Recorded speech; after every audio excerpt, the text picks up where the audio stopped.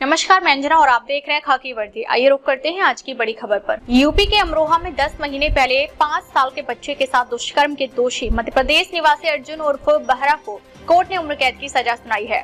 साथ ही 16,000 रुपए का जुर्माना भी लगाया है। गिरफ्तारी के बाद से ही दोषी जेल में बंद था, उसे जमानत नहीं मिल सकी थी। बताते चले कि यह घटना रजबपुर थाना क्षेत्र के एक गाँव में हुई थी। परिजनों के मुताबिक गांव निवासी किसान का 5 वर्षीय बेटा 9 नवंबर 2024 को घर के बाहर खेल रहा था।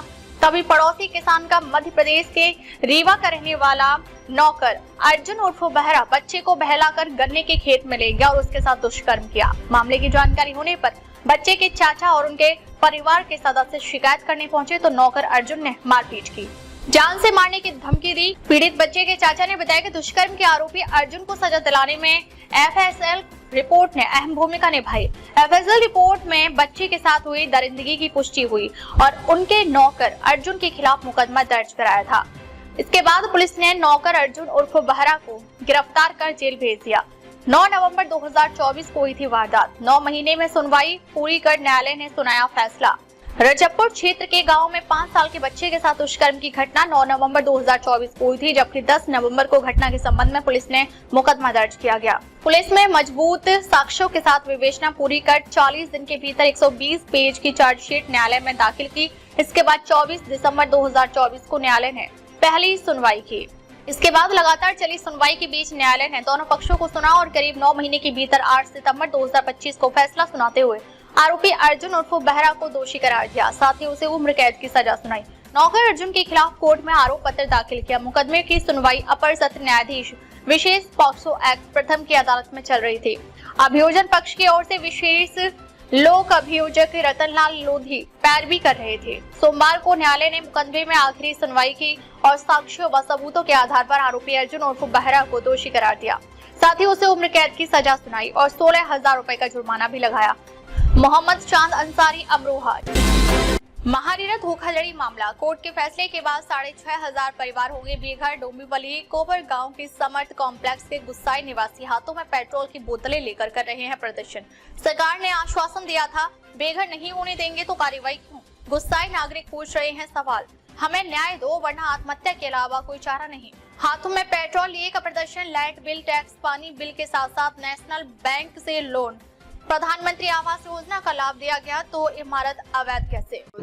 माझं नाव दर्शनी दिलीप पानकर आहे। आज निषेधाचे बॅनरने हातात पेट्रोल निषेधाची बॅनर म्हणजे आमची कमाई एवढी पूर्णपणे कायदेशीरनुसार आम्ही जर इथे घरासाठी लावलेली आहे आणि तेच घर पणाला लागलेलं आहे, तर ते घर आता आमच्या आयुष्याचा आता हा 36 वर्षाचा टप्पा आहे। याच्या पुढे आम्ही अजून कुठलं दुसरं घर खरेदी नाही करू शकत।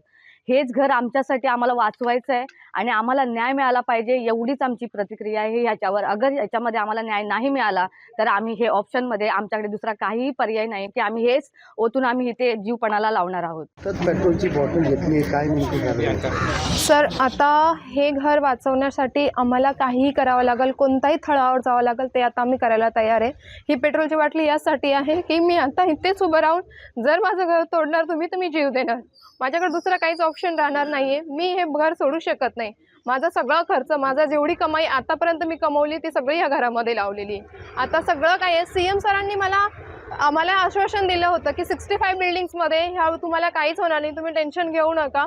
आता ही 65 बिल्डिंगची कारवाई अजून चालू आहे, काही झालेलं नाही। तर केडीएमसी वाली कशी येऊन नोटीस लावून जाते आम्हाला दररोज। आम्हाला मानसिक त्रास खूप होतोय। आता आम्ही मानसिकली मेंटली पूर्णपणे आता डिस्ट्रॉय झालेले। आता आमच्यामध्ये एवढी हिंमत नाही राहिली आहे की आम्हाला कुणाशीच घेणं नाहीये, ना गव्हर्नमेंटशी, ना बिल्डरशी, ना जमीनदाराशी।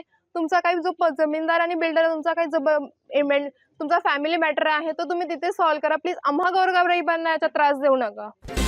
महाराष्ट्र अकोला गैंगवार में 17 अपराधियों पर मकोका। वर्चस्व के लिए हुए गैंगवार में बंदूकों के साथ तलवारें, धारदार हथियार, लोहे की पाइप, कुल्हाड़ी का इस्तेमाल हुआ। महाराष्ट्र के अकोला से अपराध जगत से बड़ी खबर सामने आ रही है। अकोला के कृषि नगर में हुए गैंगवार मामले में 17 अपराधियों पर कार्रवाई की गई है। वर्चस्व के लिए हुए गैंगवार में बंदूकों के साथ तलवारें, लोहे की पाइप, कुल्हाड़ी, फरसे और धारदार हथियारों का इस्तेमाल हुआ। घटनास्थल से कारतूस और जिंदा कारतूस जब्त किए गए। इनके खिलाफ कार्रवाई की गई। इस बीच पिछले 10 सालों के दर्ज अपराधों में अपराधियों का रिकॉर्ड खंगाला गया। तदनुसार गिरोह के सरगना शुभम विजय हेवाले और अन्य सदस्यों स्वप्निल प्रवीण बागले आकाश सुनील गवई, शांतनु गोपाल तायड़े, अनिकेत उर्फ मल्हार, विनोद गवई, धम्मपाल उर्फ धम्म शावराव तायड़े, अनिकेत दीपक सावले, निखिल उर्फ बंटी भीमराव चराटे, आकाश उर्फ दादू पुरुषोत्तम खड़से, ऋषिकेश नरेंद्र तायड़े, आदित्य उर्फ मामा प्रेमदास कांबले, विवेक उर्फ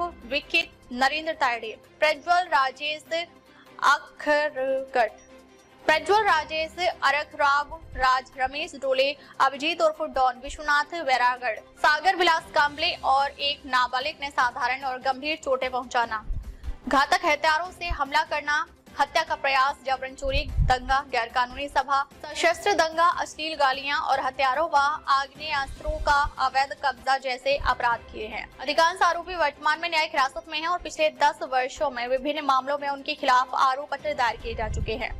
उनके आपराधिक रिकॉर्ड से स्पष्ट था कि गिरोह का सरगना अकोला निवासी शुभम हिवाले हमेशा एक गिरोह बनाकर अलग अलग अपराधियों को अपने साथ रखकर अपराध करता था। चूंकि यह कृत्य मकोका अधिनियम के अंतर्गत संगठित अपराध की श्रेणी में आता है, इसलिए आरोपी गिरोह के सरगना और गिरोह के सदस्यों के विरुद्ध कार्रवाई की गई। अब तक के लिए बस इतना ही। फिर मिलते हैं एक ऐसी ही बड़ी खबर के साथ। तब तक के लिए नमस्कार और देखते रहिए खाकी वर्दी।